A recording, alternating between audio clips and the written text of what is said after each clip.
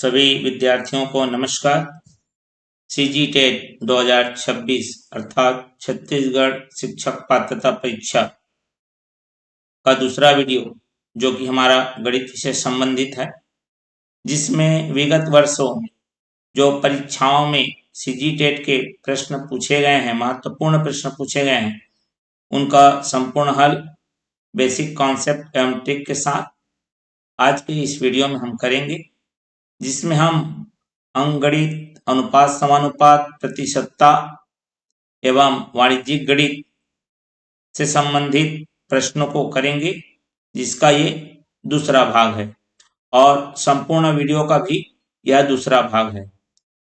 चलिए, सभी विद्यार्थियों का मैं अपने इस प्यारे से यूट्यूब चैनल में हार्दिक अभिनंदन एवं स्वागत करता हूं, जिसका नाम है बीके मैथ्स एजुकेशन।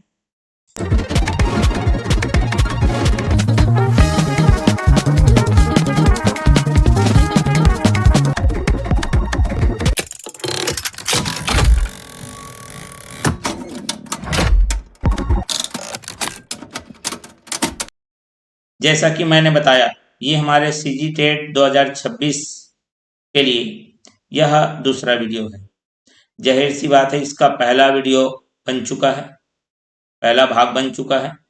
जो विद्यार्थी उस वीडियो को नहीं देखे हैं, उनके लिए लिंक डिस्क्रिप्शन बॉक्स में अवेलेबल है, वहां से आप देख सकते हैं। जो विद्यार्थी चैनल में नए हैं, चैनल को सब्सक्राइब कर बेल आइकन नोटिफिकेशन ऑन करके रख लीजिए। साथ ही साथ बेल आइकन नोटिफिकेशन ऑन कर लीजिए और ज़्यादा से ज़्यादा इसे लाइक करिए और शेयर जरूर कर दीजिए। वीडियो को पूरा अंत तक जरूर देखेंगे, बहुत ही महत्वपूर्ण प्रश्न लगे हुए। चलिए शुरुआत करता हूं मैं प्रश्नों के लिए और देखते हैं आज के इस वीडियो में कौन कौन से प्रश्न लगे हुए हैं। तो सबसे पहला जो प्रश्न आया है वह कार्य एवं समय से संबंधित है। पाइप एवं टंकी का प्रश्न है ये, जिसमें ये बोला गया है कि पाइप ए टंकी को 20 मिनट में और पाइप बी 30 मिनट में भर सकता है। दोनों एक साथ खोल दिया जाए तो टंकी कितने समय में भरेगी। मतलब नल को खोलना है बोल रहा है।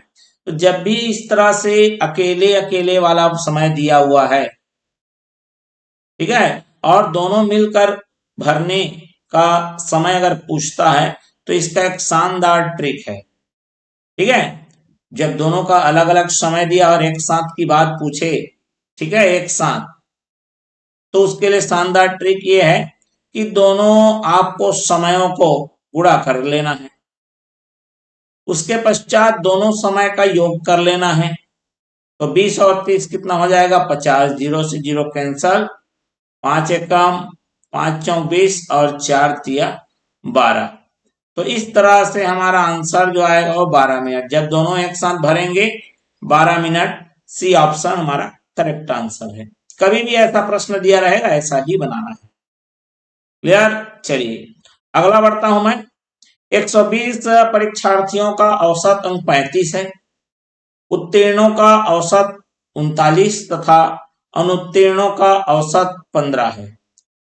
उत्तीर्ण परीक्षार्थियों की संख्या ज्ञात कीजिए। मैंने बताया था औसत, तो जब भी हमारे पास औसत में कोई भी प्रश्न आए और उसको यदि हमको हल करना है तो उसके लिए 3 कॉलम बनते हैं। ठीक है, चलिए 3 कॉलम हमारा इस प्रकार रहेगा। इसका एक शॉर्टकट है, कभी भी याद रखेंगे कुल का दिया हुआ है, कुल का औसत दिया रहे और उसे 2 भागों में अलग अलग विभक्त कर दिया जाए। ठीक है, तो इसका एक शानदार ट्रिक होता है। क्लियर? तो यहां पर किसका किसका दिया है देख लीजिए। उत्तीर्ण हम लोग इसको कॉन्सेप्चुअल मेथड से भी बनाएंगे, 2 मेथड से बनाएंगे इसको हम। ठीक है, तो जो ट्रिक वाला है मैं थोड़े देर में बता देता हूं। उससे पहले हमारा जो वैकल्पिक विधि है, जो है ना बेसिक कॉन्सेप्ट वाला है, ट्रिक हम लगाएंगे। बेसिक कॉन्सेप्ट से भी आप इसे समझ के रखिए। तो हमारा जो औसत में जो 3 स्तंभ बनते हैं वो होता है हमारे पास संख्या, औसत और योग।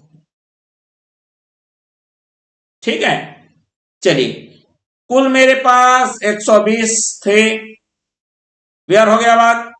उनका औसत 35 है, तो योग हो जाएगा 35 दूने 70, ठीक है, और 6 7 छक्का 42, ये आ जाएगा 4200। आप गुणा करके देख लेंगे, उसमें आपको समस्या नहीं जाएगी, है ना, हम लोग जल्दी से कर लेते हैं।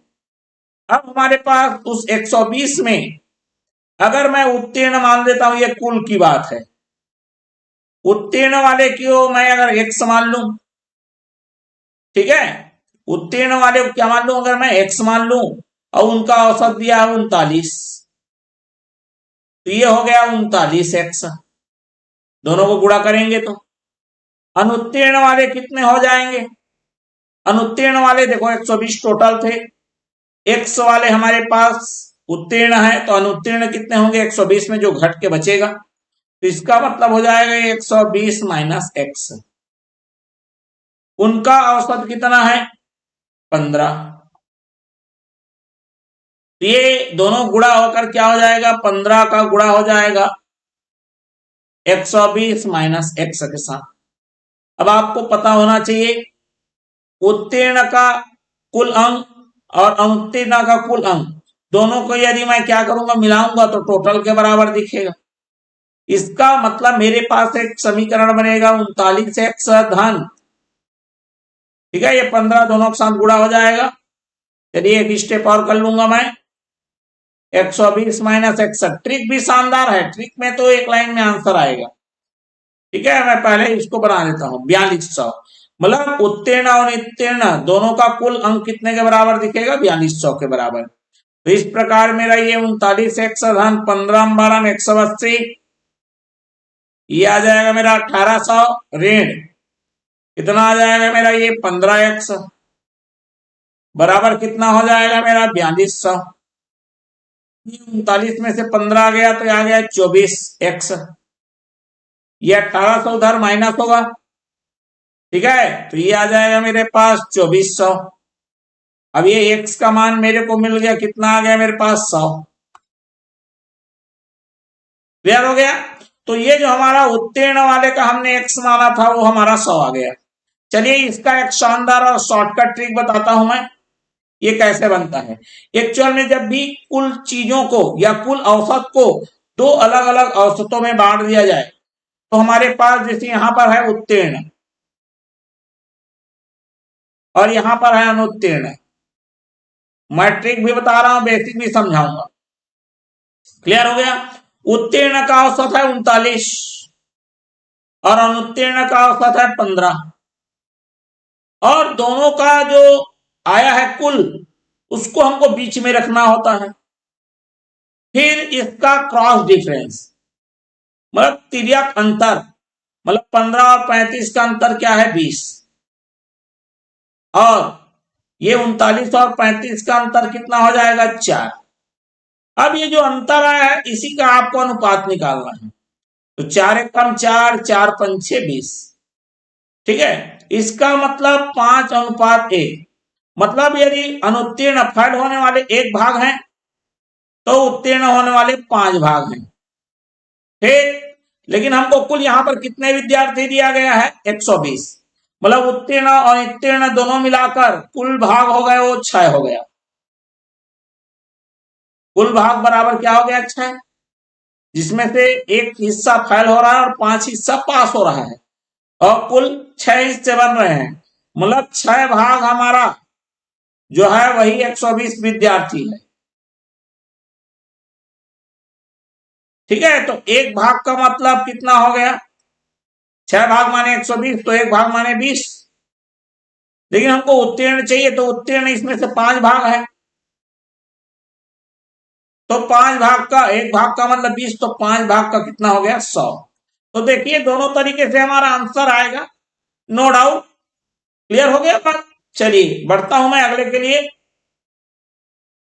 अब यहां पर बोल रहा है राम ने 2 साइकिलें 990 में बेची, मतलब दोनों की कीमत 990 है, बेचने वाला कीमत, एक पर 10% का लाभ और दूसरे पर 10% की हानि हुई, दोनों का कुल क्रय मूल्य क्या था। अब इसको भी मैं दो तरीके से बताऊंगा, पहले बेसिक से समझाऊंगा, उसके पश्चात इसका ट्रिक लगाऊंगा। क्लियर हो गया बात? ट्रिक में देखो क्या होता है ना, ट्रिक में अलग से बहुत सारी चीजें आपको याद रखनी होती है। हमें लगता है ट्रिक आसान है, तो भैया याद भी तो रखना पड़ेगा, हर प्रश्न के लिए अलग ट्रिक याद रखना पड़ेगा।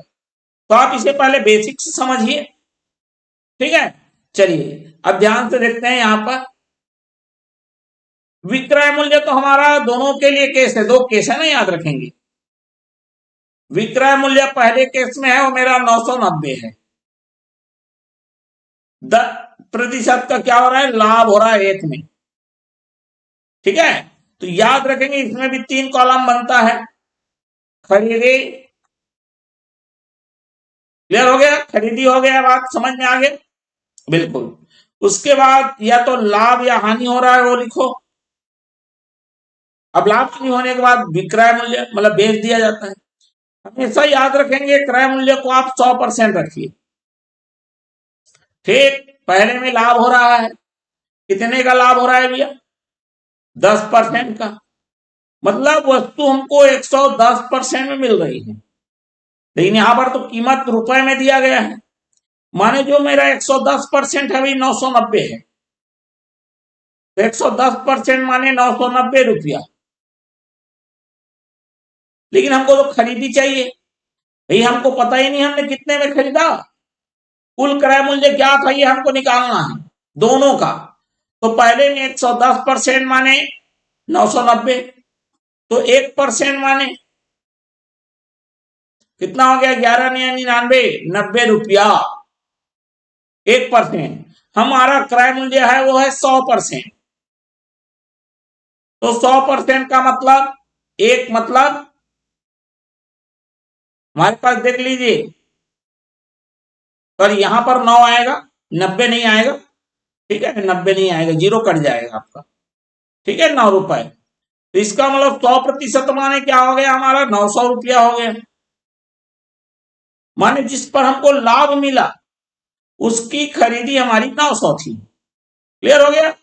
अब दूसरा सिचुएशन देखिए, दूसरा है वो भी विक्रय मूल्य तो हमारा 900 ही रहेगा, सॉरी 990 रुपया रहेगा, इसमें भी 3 कॉलम बनाइए,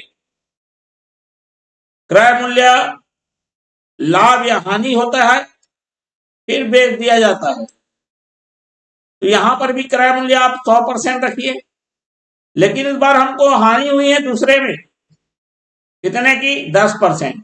अब कुछ लोग सोचते हैं कि जितने का फायदा हुआ है उतने का नुकसान हो रहा है, तो बराबर हो गया भैया, है ना, और 990 को जोड़ देंगे, आंसर भी ला देंगे, है ना। ऐसा नहीं करना है, थोड़ा दिमाग लगा के काम करना है, क्या करना है जरा सोचिए, ठीक है। अब देखो यहां पर आपका 10% नुकसान हो रहा है, मतलब 10% का माइनस हो रहा है, मतलब 90%, 100% की चीज 10% उसमें माइनस हो रहा है, नुकसान है, इसका मतलब आप उसे 90% में बेच रहे हैं, लेकिन यहां पर तो बेच रहे हैं 990 में, तो इसका मतलब जो 90% है वही मेरा 990 रुपया के बराबर है, तो 1% माने 11 रुपया, ठीक। यही 90% माने 990, तो 9 11 99, 11 गुना है, तो 1% माने कितना हो गया हमारे पास, 11 रुपया। 100%, 100% का मतलब कितना हो गया, 1100, एक का 11 तो 100 का 1100,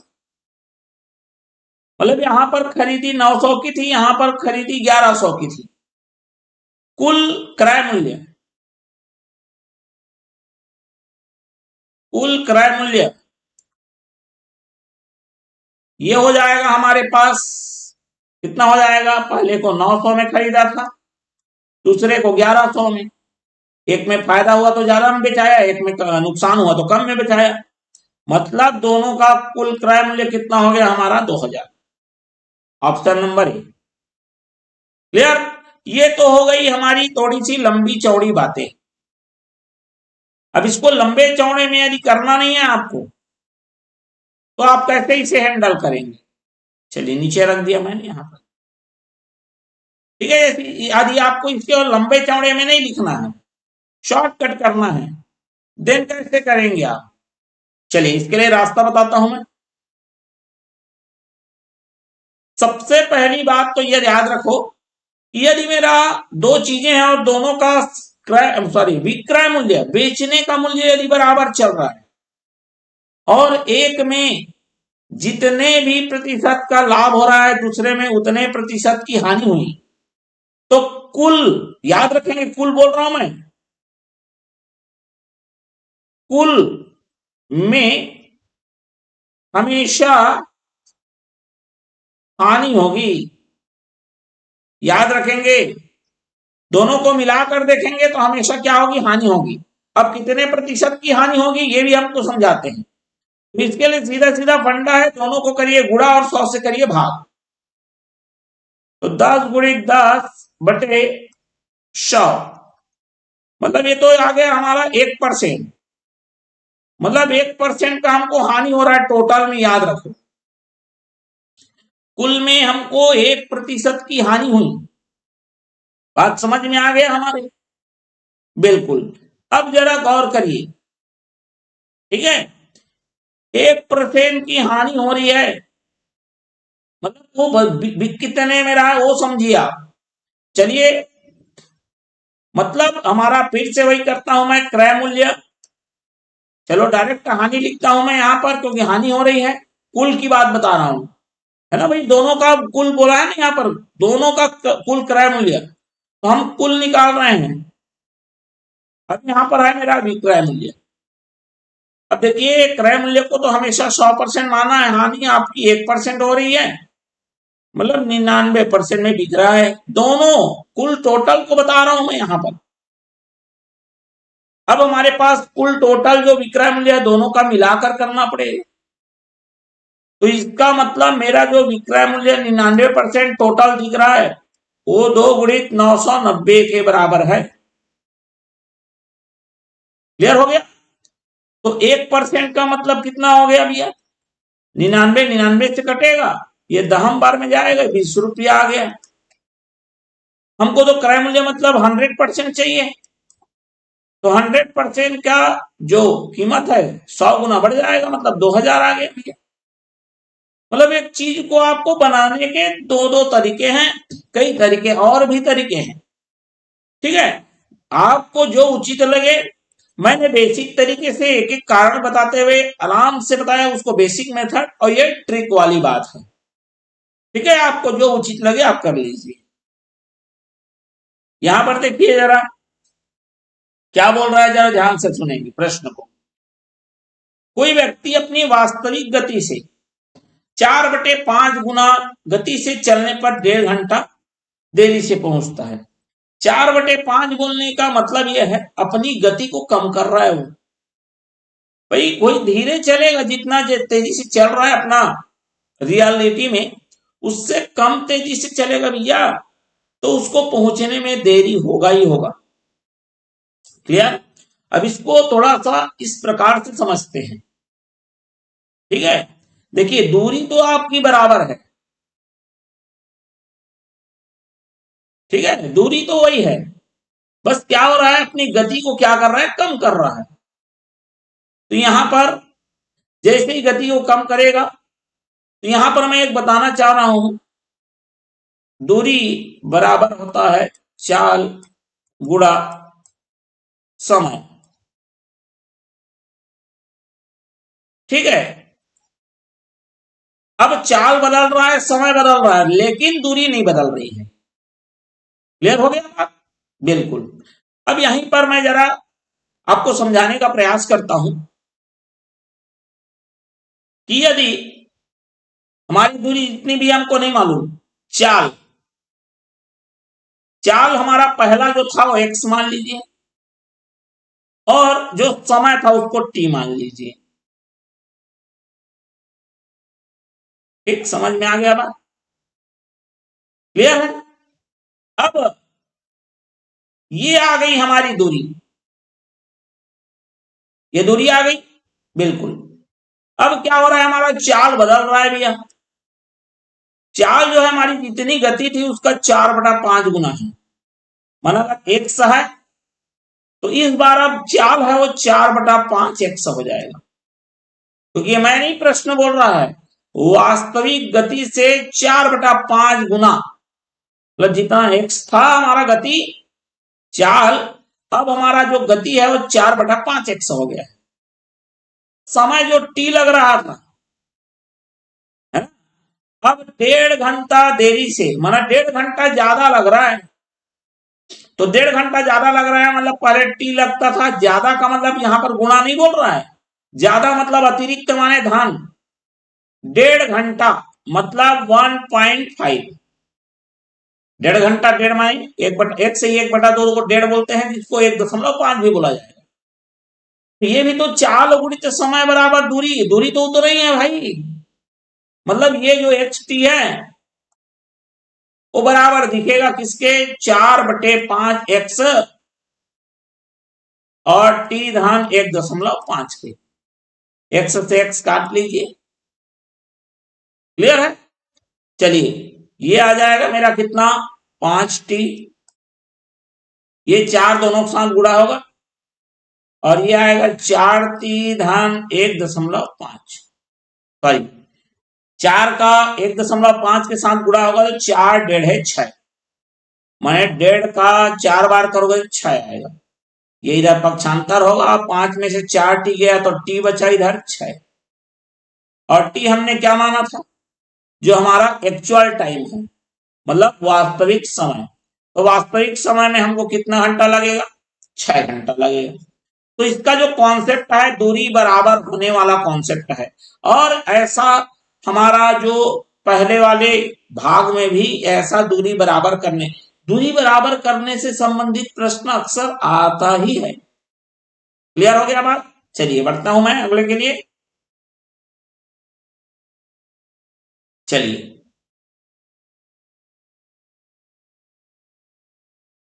ठीक हो गया, क्लियर हो गया बात, बिल्कुल। हाँ, इसको एक और तरीके से बनाया जा सकता है, जो मैंने अभी प्रश्न बनाया उसको एक और तरीके से बनाया जा सकता है। ठीक है, कैसे बनाएंगे जरा यहां पर मैं समझाता हूं। अब ट्रिक के माध्यम से उसको समझाते हैं, जिसको अभी हमने बेसिक कॉन्सेप्ट के साथ समझा, उसी को हम ट्रिक के साथ यहां बता रहे हैं। इसमें आपका लगेगा व्युत्क्रम अनुपात। व्युत्क्रम अनुपात क्या होता है मैं आपको पहले भाग में बता चुका हूं, जो नहीं देखे हैं वीडियो उसका पहला भाग जरूर देखें। ठीक है, चलिए यहां पर नई गति वो वास्तविक से कितना है, 4/5, मतलब नया बटे पुराना, पुराना बोलो या वास्तविक बोलो, दोनों में अनुपात 4:5 का है। तो याद रखेंगे ये जो है गति दूरी समान होने पर, आपको ये नियम पता होना चाहिए, दूरी समान होने पर, ठीक है, गति का व्युत्क्रम समय का अनुपात होता है। ठीक है, तो यहां पर लिखता हूं मैं, समय का अनुपात गति के अनुपात का व्युत्क्रम होता है। ठीक है, व्युत्क्रम माने उल्टा, नया का पुराना के साथ जो अनुपात है या बटा है 4:5 का है। ठीक है, अब यहां पर जो समय का अनुपात रहेगा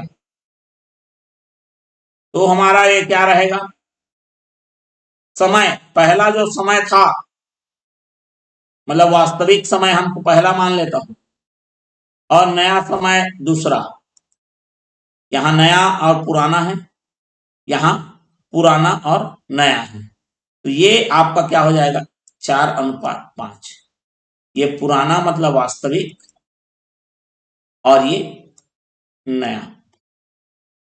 क्लियर है, मतलब नए में आपको एक जो खंड है या एक भाग अतिरिक्त लग रहा है। ठीक, क्लियर हो गया। एक भाग क्या हो रहा है, अतिरिक्त हो रहा है, और वही एक भाग है वो कितने घंटे के बराबर है, 1.5 घंटे। और वास्तविक में वो कितना भाग है, 4 भाग। तो 4 भाग माने 1.5 का 4 मतलब 4 गुणित 1.5 माने 6 घंटा। ठीक, इस प्रकार से वो बनता है। ये नियम आपको पता होना चाहिए। बाकी तो आपका ये कॉन्सेप्ट लगा हुआ है वो सदैव काम आएगा। आप कोई भी ट्रिक भूल जाइए, लेकिन बेसिक हमेशा कभी नहीं बदलता है। तो चलिए यहां पर देखते हैं, इस्माइल और पूजा के पास धन 7:3 के अनुपात में था। यदि इस्माइल के पास 490 और पूजा के पास केवल 10 के सिक्के हैं, तो पूजा के पास कुल कितने सिक्के होंगे। ठीक है, चलिए, इस्माइल और पूजा दोनों का अनुपात देखिए। इस्माइल का अनुपात है पूजा के साथ, जो कि पैसे का है, मुद्रा का है, वो 7:3 का है। लेकिन यहां पर इस्माइल के पास जो पैसा है वो कितना दिया है, 490। मतलब इस्माइल का तो दे दिया अनुपात। पूजा पूजा के पास 10-10 रुपया वाला सिक्का है, लेकिन कितना है नहीं मालूम। मालूम है क्या, नहीं मालूम। मतलब मान लो 10 रुपए का 2 सिक्का होता तो 20 होता, मतलब 10 का गुणा हो गया 2 से। 3 सिक्का होता तो 30 रुपया हो जाता, लेकिन सिक्का तो पता ही नहीं हमको। पता है क्या, नहीं पता है। तो इसका मतलब मान लेते हैं पूजा के पास x सिक्के हैं। कितने, x। तो 3 है तो 30, 4 है तो 40, तो x है तो 10x। माने पूजा के पास जो पैसा है वो 10x का है। तो दोनों में अनुपात बराबर है। ये पैसा है और ये पैसे का अनुपात है। तो यहां पर से देखा जाए तो जब दो अनुपात बराबर होते हैं तो अंतिम अंतिम का गुणा मध्य के गुणा के क्या होगा, बराबर होता है। ये नियम होता है समानुपात का। माने 7 गुणित 10x बराबर 3 गुणित 490। 0 से 0 कटा, 7×49 हो गया, और x का मान आ गया 7×21। और C is the right answer. Clear.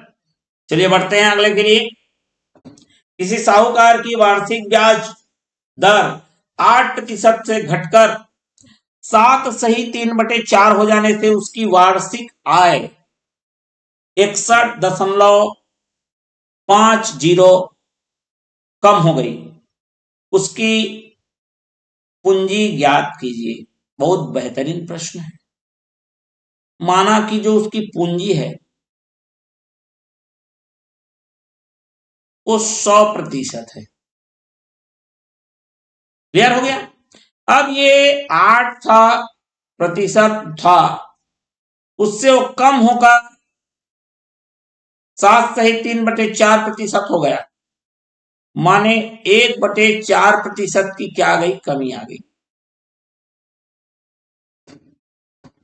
Clear हो गया बात। कितना, 1/4% की कमी आ गई। प्रतिशत में 1/4 और पैसा में 61.50। माने जो मेरा 1/4% है वही रुपए के हिसाब से मैं रुपए के मद्देनजर देखूंगा। प्रतिशत में 1/4, लेकिन रुपया में 61.50 रुपया। ये 4 गुणित करूंगा तो यहां पर 1% का मतलब कितना हो जाएगा, 61.50 गुणित कितना, 4, जो कि मेरे पास आ गया 4×2 6 और 6×4 24। क्लियर हो गया। और ये इस तरह से हमारे पास आ गया 246 रुपया। माने मेरा 1% का जो उत्तर है रुपया में, प्रतिशत में 1 और रुपया में 246। हमारी कुल पूंजी कितने की है? 100%। तो 100% का मान निकालिए तो ये 100 गुना हो जाएगा, तो 246 में डबल जीरो बढ़ जाएगा और यह हमारा उत्तर हो जाएगा 24,600, जो कि ऑप्शन नंबर कहां पर मौजूद है? सी पर मौजूद है। क्लियर है? बिल्कुल। आगे बढ़ जाता हूं मैं। यदि किसी भी प्रकार से समस्याएं हैं, कोई चीज आपको समझ में नहीं आई है, चैट बॉक्स तो आपके लिए खुले हुए हैं, बिल्कुल नए तरीके से नए अंदाज से फिर बता देंगे, आप अपनी समस्याएं रख सकते हैं। चलिए क्या बोल रहा है भैया? एक छात्र 2.5 किलोमीटर प्रति घंटा की गति से चलकर स्कूल पहुंच जाता है। 6 मिनट देर हो जाता है भैया उसको। फिर क्या हो रहा है? अगले दिन वह अपनी गति 2 किलोमीटर प्रति घंटा बढ़ा देता है, माने 2.5 किलोमीटर प्रति घंटा से जो स्कूल गया था बच्चा, वो 4.5, ये नहीं, 2 नहीं, 2 बढ़ा देता है। तो 2.5 तो उसके पास पहले से था, अब 2 किलोमीटर और बढ़ा दिया प्रति घंटा, माने वो 2.5 से 4.5 हो गया। अब बंदा इतना फास्ट हो जाता है कि 10 मिनट पहले पहुंच जाता है।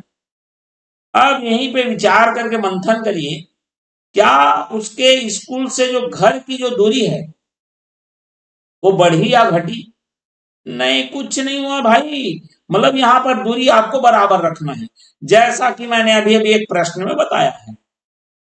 इसका मतलब दूरी बराबर रख के सॉल्व करने के लिए प्रश्न आता ही आता है, ये बात अपने दिमाग में रख लीजिए। क्लियर हुआ कि नहीं हुआ? तो चलिए चालू रखते हैं फिर। तो इसका मतलब हमको दूरी बराबर रखनी है, ठीक है। और दूरी का मतलब होता है चाल गुणा समय। चाल हमको दिया हुआ है, समय का हमको हेर और फेर करना है। दो अलग अलग सिचुएशन है, लेकिन दोनों के मद्देनजर में क्या बराबर रखनी है? दूरी। ठीक है। चाल हमारा पहले क्या था? 2.5।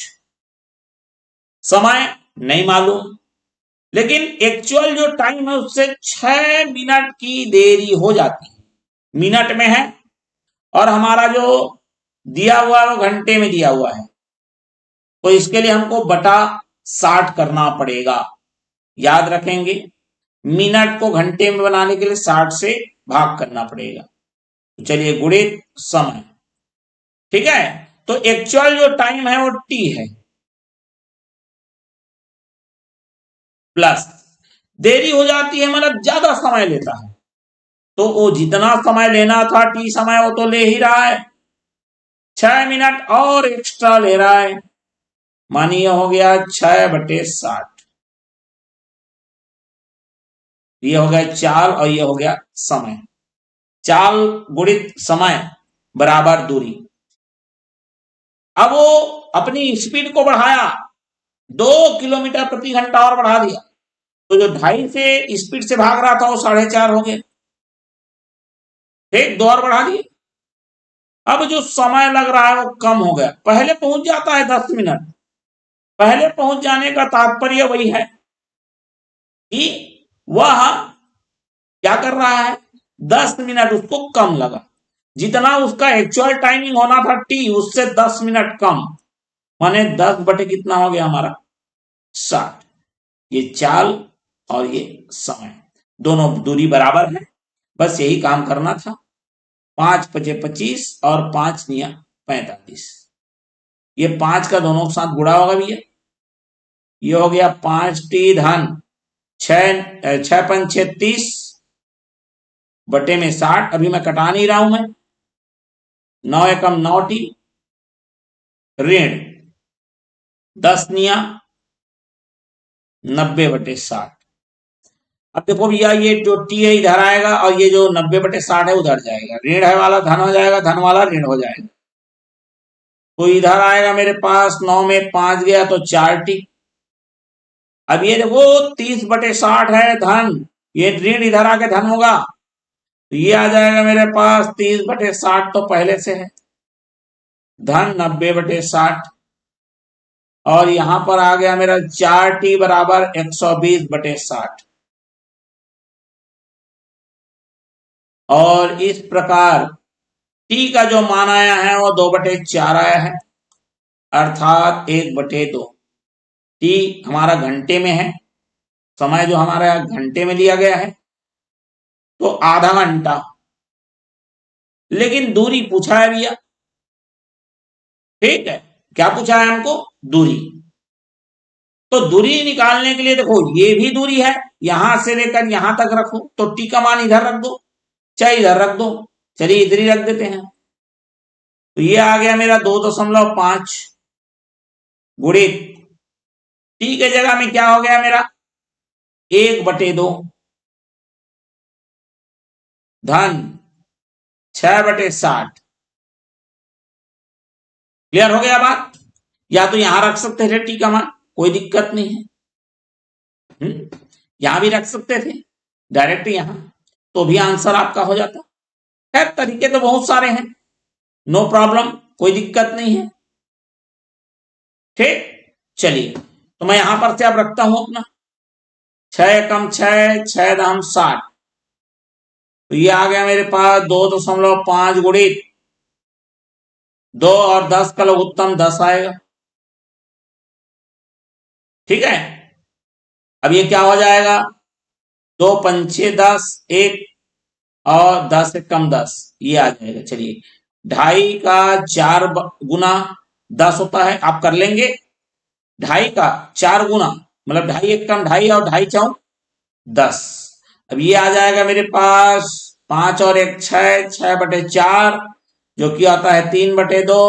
3/2 को मतलब 1.5 किलोमीटर, जो कि हमारे पास कहां पर है, पहला ही राइट आंसर है। क्लियर हो गया? तो इसका मतलब ये जो इसका जो बेसिक है वो दूरी को बराबर करने पर संबंधित है, और ये दूरी बराबर करने वाला प्रश्न तो आएगा ही आएगा। ठीक है, चलिए ये वाला प्रश्न जरा गौर से देखें क्योंकि ये फंसाने की कोशिश करेगा।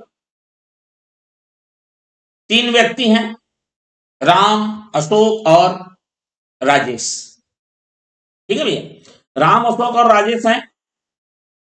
राम अशोक से 20% ज्यादा और राजेश से 10% कम। ठीक, यहां तक समझ में आ गया? यदि अशोक के अंक 1080 हैं, अशोक का दिया हुआ है, और जो राम है अशोक से 20% ज्यादा। 20% ज्यादा बोलने का मतलब है 100 में और एक्स्ट्रा 20। ठीक है, तो चलिए अशोक का दिया हुआ है आपको, अशोक का कितना दिया हुआ है 1080। क्लियर है? तो राम का कितना हो जाएगा? राम का हो जाएगा भैया इस अशोक का जितना है, मतलब 1080 से 20% ज्यादा, मतलब 100 में 20% और ज्यादा करोगे तो आ गया 120%। का लिखता का मतलब गुणा है, तो राम है एक्स जो अशोक जितना है उससे 20% ज्यादा, तो 20 ज्यादा नहीं करना है भाई। कोई व्यक्ति मान लो मैं जितना भी रखा हूं उसमें 20% और, मैंने 100 में 20 एक्स्ट्रा, तब इसके पास कितना हो गया, राम के पास जितना भी अशोक का था उससे 20% ज्यादा, माने 120 हो गया। लेकिन राजेश से 10% कम, याद रखेंगे इस बात को, राजेश जितना पाया है उसका 10% कम। क्लियर? ठीक है, तो मैं यहां पर बताना चाहता हूं कि जो राजेश है उसका जो अंक है उसको मैंने क्या मान लिया, एक्स, और इस राजेश से 10% कम करूंगा, तो 10% कम करूंगा मैंने राजेश का 90%, तो किसके बराबर दिखेगा, राम के बराबर दिखेगा, क्योंकि यहां पर जो राम है वो राजेश से 10% कम प्राप्त किया है, तो राजेश का एक्स है उसका 10% कम कर दिया तो ये किसके बराबर दिखेगा? राम के बराबर दिखेगा। तो राम के पास कितना है? 1080 गुणित 120%। दोनों के पास प्रतिशत है, कट जाएगा, 0 से 0 कट जाएगा। 9 एकम 12 निया 108 होता है, 0 लगेगा और x का मान आ गया 12 12 में 144 और एक 0। और x किसको माने हैं? राजेश का अंक। अब यहां पर बोल रहा है कुल अंक इसको 2000 के थे, मतलब टोटल नंबर जो है वो 2000 का है। तो राजेश का प्रतिशत पूछा है, तो प्रतिशत कैसे निकालते हैं भैया? राजेश का प्रतिशत, राजेश ने कितना पाया? 1440। कितने में पाया? 2000 में। प्रतिशत निकालने के लिए क्या करते हैं? 100 से, बिल्कुल, 1 2 1 3, ऊपर 3 नीचे 3 कट गया। 144 को 2 से भाग दोगे तो ये शानदार तरीके से 72% किसका हो गया? राजेश का हो गया। ऑप्शन नंबर ए हमारा राइट आंसर हो गया है। क्लियर? चलिए अगला बढ़ते हैं। अब यहां पर बोल रहा है, जरा देखो, ये जो 10वीं कक्षा में आपने पढ़ा होगा, दो चर वाले रैखिक समीकरण, आम से दोनों दिया है, मानिए दो चर हो गए, दो अज्ञात राशि हो गए, ठीक है, बिल्कुल। तो यहां पर हमारा काम वही करना है। 4 सेव और 5 आम का मूल्य 35 है। तो भैया 4 सेव का जानने के लिए 1 सेव का जानते हैं, नहीं मालूम तो 1 सेव का ले लिया मैंने x, और वैसे 1 आम का ले लिया y। ये x और y में बनेगा, ठीक है। सेव के मूल्य में क्या हो गई? 40% की क्या हो गई? वृद्धि हो गई। और आम के कीमत में 40% की कमी हो गई। तो ये हमारा वास्तविक है, ठीक है। 4 सेव थे तो ये 4x हो गए, धन आम का भी तो जोड़ना पड़ेगा, तो ये 5y हो गया। 4 सेव 5 आम, टोटल कुल कीमत 35। समीकरण क्या बनेगा? 1। अब नया कीमत क्या हो रही है ना? वृद्धि हो रही है, सेव की कीमत में वृद्धि हो रहा है। 40% का मतलब होता है 100 रुपए में 40 बढ़ जाना, ठीक, 100 रुपए में 40 बढ़ जाना। और 100 पैसे में, तो 100 पैसे में 40 पैसा बढ़ जाना, ठीक है। तो रुपया के हिसाब से देखेंगे, या फिर सीधा सीधा बोलूं, इतना लंबा चौड़ा ना बोलूं, तो सेव जितना एक्स था 40% बढ़ गया, मतलब 140% हो गया। अब एक आम का नया में वाई था, 40% कमी आ गया, मतलब कितना हो गया वो? 60%। तो 140%, याद रखो, परसेंट को संख्या में बनाने के लिए, नंबर बनाने के लिए प्रति माने बटा, औसत माने 100। पिछले वाले वीडियो में बहुत बेहतरीन तरीके से बताया हूं। 140% माने 140/100, जो कि आ गया मेरा 1.4। तो सेव तो अभी भी 4 है, तो 4 गुणित 1.4x, धन सेव तो अभी भी 5 है,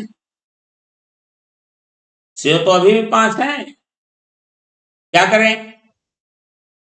चलिए, कितना हो गया? 5 गुणित 5 आम कितना हो गया?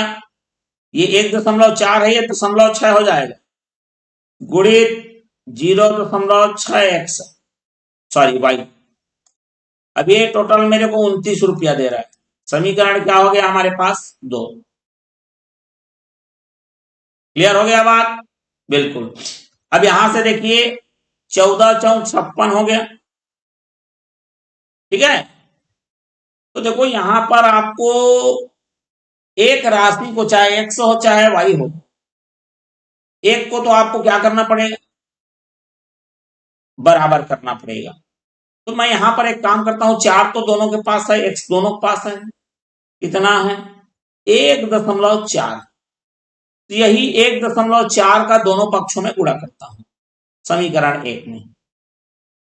ठीक है, तो यहां से नया समीकरण निकल के आएगा, 4 तो रहेगा, 1.4 हो जाएगा, और x तो पहले से मैं कितने का गुणा कर रहा हूं, मैं यहां पर गुणा कर रहा हूं 1.4 का पूरे समीकरण में।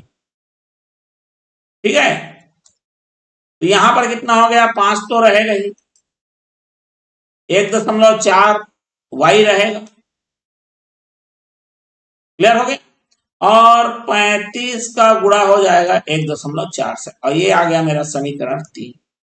अब मैं क्या करूंगा, दोनों को माइनस करूंगा, तो ये सेम टू सेम होने की वजह से कट जाएगा। ठीक, ये आ गया मेरा 5 छक्का 30 माने हो गया 3, और ये आ जाएगा 14 पंचे 70 माने 7। ठीक है, अब ये आ जाएगा 14 पंचे 70, 7 सतह 49 हो जाएगा, ये दोनों गुणा होके आपका 49 हो जाएगा। याद रखो, आप जो जो मैं बोल रहा हूं उसको आपको करके देखना है, मेरे बोलने से नहीं मान लेना। तो अब ये देखो, ये 7y है, इसमें से 3y चला गया, तो यहां पर बचेगा 4y। अब ये 49 है, इसमें से 29 चला गया, तो कितना आ जाएगा मेरे पास 20, 4 एकम 4 पंचे, y का मान आ गया 5। जब y का मान यहां पर 5 आया, रखो मान 5 यहां पर, ये आ गया 4x धन 5 गुणित y का मान 5 पचे कितना हो गया 25, बराबर कितना आ गया 35। ये इधर घटेगा, 4x बराबर कितना आ गया 10, और 2 पंचे 10, 2 दूने 4, माने x का मान आ जाएगा 2.5।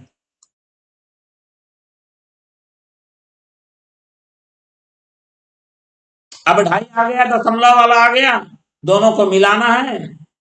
सेव और आम दोनों का कीमत चाहिए भैया, ये आ जाएगा कितना 7.5। क्लियर हो गया, तो इस तरह से बनाया जाएगा। ठीक है, एक एक चीजों को बारीकी समझा रहा हूं आपको, कतई ये बात दिमाग में नहीं आना चाहिए कि लंबा हो रहा है वीडियो, कुछ भी अगर ऐसा सोचोगे गणित नहीं बन पाएगा आपसे, आपको समझना पड़ेगा। ठीक है, चलिए, हाँ अब जरा देखिए इसमें क्या बोल रहा है, ये प्रश्न क्या बोल रहा है, कोई धनराशि साधारण ब्याज पर 10 वर्षों में 4 गुना हो जाती है, ब्याज की वार्षिक दर क्या है, 10 वर्षों में 4 गुना। चलिए मैं अगर मूलधन को ले लेता हूं x, तो मिश्र धन क्या हो जाएगा मेरे पास, ये हो जाएगा 4x। मूलधन जितना था, अब मेरे पास ब्याज सहित कितना हो गया है, 4x हो गया है। और साधारण ब्याज में मिश्र धन निकालने का सूत्र है a बराबर p 1 धन RT बटे 100, ये सूत्र है। मिश्र धन बराबर, ये याद रखो मिश्र धन है, ये हमारा मूलधन, ये दर और ये समय, ये साधारण ब्याज की बात बता रहा हूं मैं। चलो मान को रख दीजिए, ए मतलब मिश्र धन का मान कितना हो गया मेरे पास 4x, मूलधन हमारा x हो गया, एक धन दर, बताइए दर कितना है, दर नहीं मालूम, हमको उसी को निकालना है, कितने सालों में 10 सालों में, बटे में क्या रखना है आपको 100, 0 से 0 कट गया, दोनों तरफ x है कट जाएगा, यहां पर बचा 4 बराबर एक धन r बटे 10, ये 4 एक घटेगा इधर, और ये आ जाएगा 3 r बटे 10, बटे में है इधर आके गुणा हो जाएगा, और r का मान आ जाएगा 30%। तो ये हमारा को याद रखना है, ये सूत्र है। वैसे बनाने के और कई तरीके हैं भाई। ठीक है, देखो मूलधन x है, मिश्र धन 4x है, तो ब्याज जितना ज्यादा हो रहा है, ये x का मतलब 1x है, मिश्र धन 4x है, तो ब्याज क्या होता है, मिश्र धन ऋण मूलधन, माने 4x में x घटा दीजिए तो कितना x बचा, 3x। आप चाहो तो साधारण ब्याज का सूत्र लगाइए, PRT बटे में 100। साधारण ब्याज आपके पास 3x है, मूलधन आपका x है, दर आपको निकालना है, समय दिया है 10 और बटे में दिया है 100। देखो कहीं से भी आंसर निकालो, आंसर वही आएगा आपका। आपको जो लगे अच्छा। मिश्र धन का पता है, मिश्र धन का इसलिए सूत्र बताया क्योंकि साधारण ब्याज में मिश्र धन का सूत्र बहुत कम लोग जानते हैं। डायरेक्ट मिश्र धन का ना, तो ब्याज निकालोगे फिर जोड़ोगे, है ना। डायरेक्ट मिश्र धन का बहुत कम लोग सूत्र जानते हैं।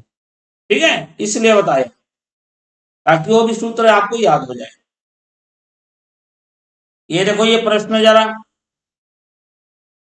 किसी धनराशि पर 7 वर्षों का साधारण ब्याज, 7 वर्ष है, मूलधन पता नहीं है, मूलधन P मान लिया, समय दिया है 7, दर नहीं दिया है, दर को मैं R मान लेता हूं, ब्याज दिया है SI 1750। यदि ब्याज 20% अधिक होता, ठीक है, यदि ब्याज 20% अधिक होता, ब्याज की दर लिखना था, तो अतिरिक्त ब्याज कितना होता, है ना भाई, ब्याज की दर लिखना था। तो जो दर है मेरा वो कितना हो जाएगा, 120% गुणित में R, क्योंकि 20% बढ़ा रहा हूं तो 100 में बढ़ाऊंगा नहीं, याद रखो 20% R नहीं लिखूंगा, 120 लिखूंगा, याद रखो। कभी भी कोई चीज प्रतिशत में अधिक होती है मतलब उसको 100 के साथ जोड़ना है, बात दिमाग में रख लो। मूलधन कितना है भैया, तो यहां पर 2 अज्ञात राशि है, तो ये निर्धारित नहीं किया जा सकता, अब याद रखेंगे, समझ रहे बात को। ये आपका निर्धारण नहीं हो सकता, मतलब इसको क्या नहीं कर पाएंगे, हम ज्ञात नहीं कर पाएंगे, क्योंकि आप इसका मैं कारण भी बता देता हूं, ध्यान से देखिए। मूलधन गुणित दर गुणित समय बराबर 1750। 7 का ये 25 सत्ते 175 होता है 250, मतलब P और R का गुणा क्या हो गया, 250 आ गया। ठीक है, मूलधन उतना ही है, चलिए P मान लेता हूं मैं। ठीक है, अब यहां पर समय नहीं दिया है, समय नहीं दिया है भैया। चलो मान लो अगर समय में 7 भी रख लेता हूं, दर 20% बढ़ा रहे हैं, ठीक है, दर 20% क्या कर रहे हैं, बढ़ा रहे हैं। चलिए एक मिनट ट्राई करते हैं अपन। तो ये कितना हो गया मेरा, 120 R। ठीक है, अच्छा यहां पर बटे में 100 लगाना था, जिससे ये डबल जीरो बढ़ता। ठीक है, कोई बात नहीं, 120 बटे 100 प्रतिशत में है तो, और R रहेगा। अब इसको हल करना है, तो P गुणित R, ठीक है। एक बात समझ लीजिए, 20% अधिक होता तो अतिरिक्त ब्याज कितना होता। प्रश्नों को हमको एक बार देखना पड़ेगा कि प्रश्न वही है कि नहीं है बोल के, क्योंकि प्रश्न में थोड़ा सा मिस्टेक लग रहा है प्रश्न का। 1 मिनट लगेगा, मैं देख लेता हूं मैं। हम्म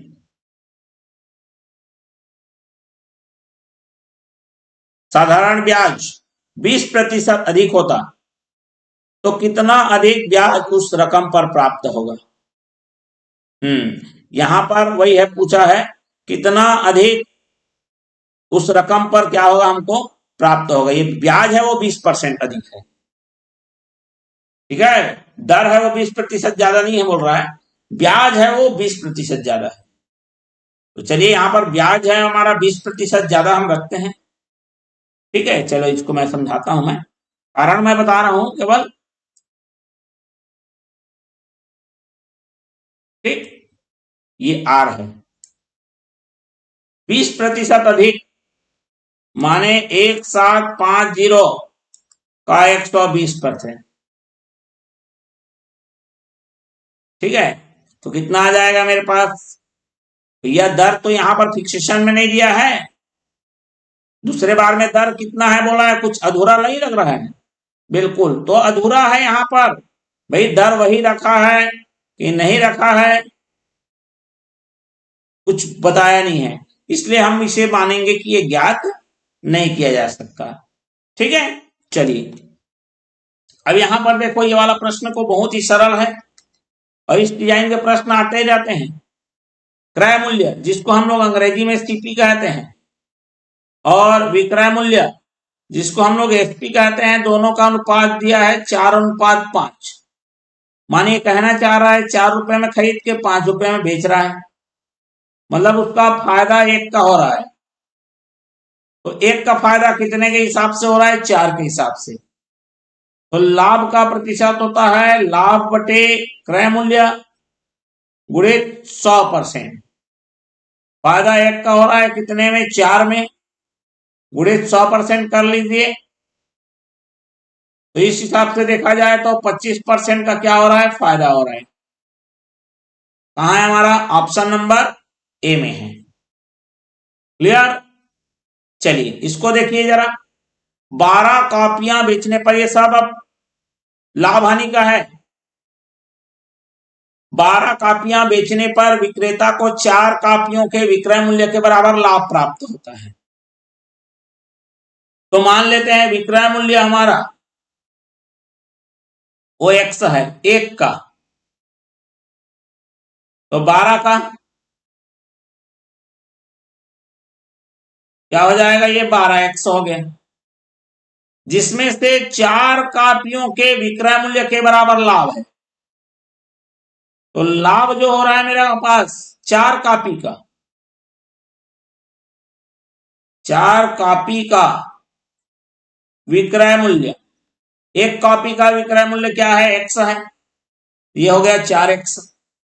माने 12x में बेच रहा है, 4x का उसको फायदा हो रहा है। तो क्रय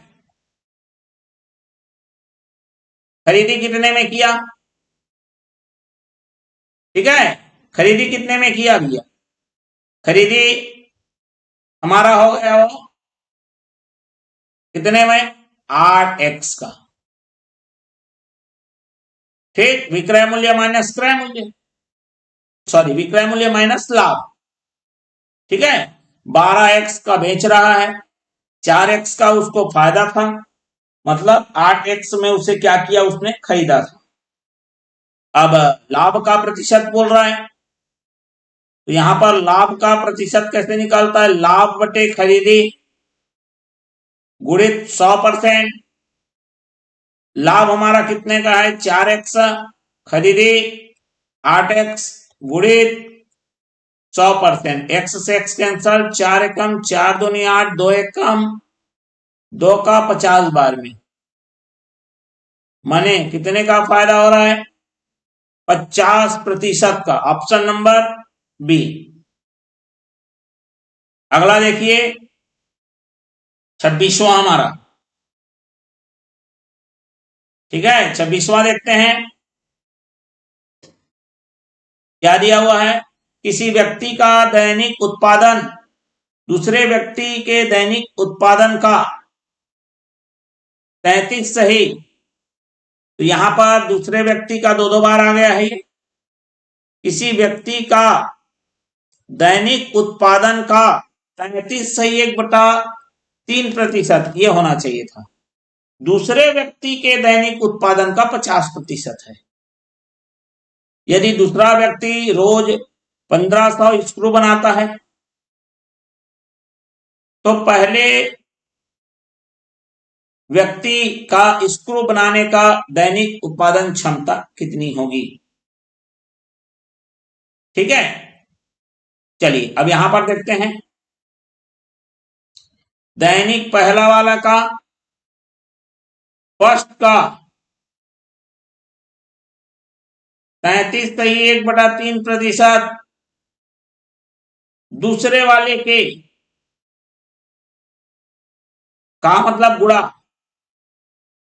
50% के बराबर है। तो यहां पर फर्स्ट और जो सेकेंड का जो प्रतिशत का अनुपात है ये 50%, जिसको आधा भी बोलते हैं, और ये 33.1/3%, मानी ये होता है 1/3। समझ रहे बात को? ये होता है हमारा 1/3। जब इसको हम लोग लाएंगे तो हमारा पास क्या हो जाएगा? सबसे ऊपर वाला सबसे नीचे गुणा होता है, बीच वाला बीच वाले के साथ गुणा होता है। तो जो कि आ गया मेरा 3/2। ठीक है, माने जो इनकी जो क्षमता है, ठीक है, यदि दूसरा व्यक्ति क्या कर रहा है, 1500 स्क्रू बना रहा है दूसरा व्यक्ति, ठीक है, बात को समझ लीजिए। तो पहले व्यक्ति का स्क्रू बनाने का दैनिक उत्पादन क्षमता कितनी होगी? माने जो दूसरा वाला है मेरा, ये दूसरा वाला सेकेंड वाला मतलब नीचे वाला 1500 स्क्रू बना रहा है आपका, तो पहला वाला कितना बनाएगा? तो कर लीजिए, ये कितना आ गया? ये 750। ये तिर्यक गुणा होगा और ये आ जाएगा मेरे पास 2250।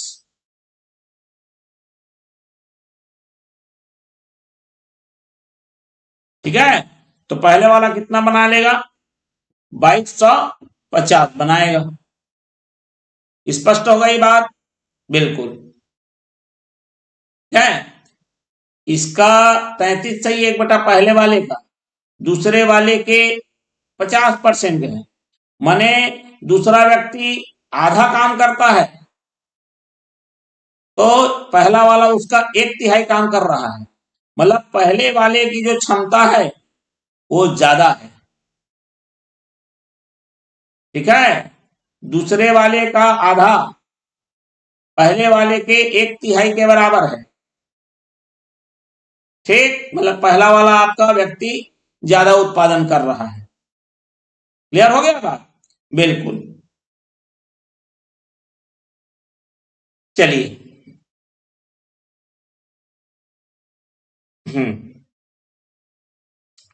इसको थोड़ा सा मैं समझाता हूं, 1 मिनट। दो है, ठीक है, मेरी बात को समझना। किसी चीज का जो आधा है वो इसके 2 टुकड़े का 1 टुकड़ा इसके 3 टुकड़े के 1 टुकड़े के बराबर है। तो इसका मतलब ये इतना बड़ा होने के लिए, और इधर 3 टुकड़ा होके उतना बड़ा बनना है, तो इसका मतलब इसको थोड़ा बड़ा होना पड़ेगा, ये ज्यादा होना पड़ेगा, तभी इसका तीसरा टुकड़ा इसके दो दूसरे टुकड़े क्या दिखेगा आपको? बराबर दिखेगा। मतलब पहले वाले के पास क्या रहेगा? ज्यादा है, और दूसरे वाले के पास क्या है? टोटल है कम रहेगा। तो वही बता रहे हैं, उसका 2 हिस्सा 1500 है तो इसका 3 हिस्सा कितना हो जाएगा? 2250। क्लियर? बिल्कुल, चित्र के माध्यम से समझा दिया हमने। अब चलिए 2 प्रश्न और करेंगे। ए ने 8500 से व्यापार प्रारंभ किया, कुछ समय बाद बी 42,500 के साथ शामिल हुआ। वर्षांत लाभ 3:1 के अनुपात में बांटा गया। बी कितने समय के लिए शामिल रहा? देखो क्या होता है, जब भी इस तरह से बांटने वाला होता है, ये पार्टनरशिप का है, साझेदारी का है प्रश्न। जब इस प्रकार के प्रश्न आते हैं तो याद रखने बता रहा हूं, पैसा का गुणा होता है किसके साथ, उस पैसे को उस व्यक्ति ने कितने दिन तक रखा।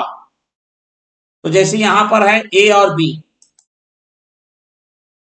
ए ने 85,000 रुपए लगाया, पूरे साल भर के लिए लगाया, मतलब 12 महीने के लिए लगाया। बी कुछ समय बाद, मतलब 1 साल से कम, ठीक, इसका मतलब महीने में ही आएगा उसका आंसर। क्लियर हो गया? 12 तो हो नहीं सकता, ये बात दिमाग में रख लो, 12 तो काट दो पहले से, क्योंकि तो पैसा भी कम लगाया है। हाँ, कितना लगाया ये? 42,500। कितने महीने के लिए नहीं मालूम, तो मैं क्या ले लू, मैं एक्स। और दोनों का जो वर्ष के अंत में, ये तो 12 महीने तक लगाया और ये कुछ महीनों के लिए लगाया है, जिसको मैंने क्या ले लिया है, एक्स ले लिया। तो ये 85,000 को 12 महीने तक रखा है, इसीलिए 12 से गुणा करना। और ये 42,500 को कितने महीने के लिए पूंजी को निवेश किया है, एक्स महीने के लिए, तो इसलिए एक्स से गुणा की। और दोनों का जो प्रॉफिट आया है उसमें कितने का अनुपात आया है, 3:1, मतलब ए और बी का अनुपात 3:1 के बराबर है। अब हमारे पास जैसा कि नियम कहता है कि पहला और आखिरी का गुणा मध्य के गुणा के बराबर होता है, तो 42,500 एक्स का गुणा 3 के साथ होगा और एक का गुणा होगा 85,000 गुणित 12 के साथ। 1 2 1 2 425 का डबल 850 होता है, 3 का 4 गुना 12 होता है, तो x का मान हो जाएगा 4 दूने 8। और ये 8 महीने के लिए जो दूसरा व्यक्ति बी है वह 8 महीने के लिए लगाया था, ठीक है, अपने पैसे को।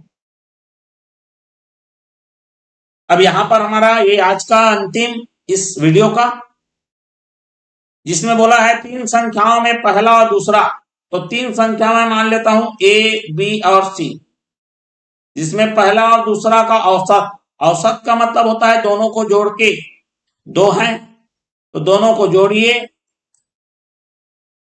और बटा 2 करिए, ये औसत हो गया। उसी प्रकार दूसरा और तीसरा का औसत, माने बी और सी को जोड़ना है और बटे में 2 कर लेना, तो दूसरी और तीसरी के औसत से 15 ज्यादा है, मतलब पहले और दूसरे का औसत हो ज्यादा है, मतलब दोनों में अंतर कितने का है, 15 का, बिल्कुल। अब दोनों का लघुत्तम कितना आ गया मेरे पास, 2 आ गया, तो ये आ गया ए धन बी, ये जो ऋण है दोनों के लिए है, तो दोनों के पास धन था, ऋण दोनों के लिए है, इसलिए बी भी ऋण में हो जाएगा और सी भी ऋण में हो जाएगा, और ये आ गया 15। धन बी से ऋण भी कट गया, अब ए ऋण सी बचा, ये 2 बटा है, इधर आके 15 दूने कितना हो गया, 30। और यही हमसे सवाल पूछा गया है कि पहली और तीसरी संख्या का अंतर, जो कि हमारा 30 है, और 30 ऑप्शन में दिया नहीं है, इसलिए हम क्या लिखेंगे, इनमें से कोई नहीं। तो इस प्रकार हमारे पास आज के इस वीडियो में हमने जितने भी प्रश्न किए हैं उन प्रश्नों का हमने यहाँ पर उत्तर प्राप्त कर लिया है। कुछ कुछ प्रश्नों में हमने बेसिक के साथ साथ ट्रिक भी बताया है। अगर ये वीडियो अच्छा लगा हो तो लाइक करिए और ज्यादा से ज्यादा लोगों में शेयर करिए। यदि पिछला वाला इसका भाग नहीं देख पाए हैं, लिंक आपको डिस्क्रिप्शन बॉक्स में मिल जाएगा, वहां से आप देख सकते हैं। तो चलिए फिर मैं मिलूंगा अगले वीडियो के साथ, इसका अगला भाग लेकर। तब तक के लिए आप सभी विद्यार्थियों को मेरा धन्यवाद एवं नमस्कार।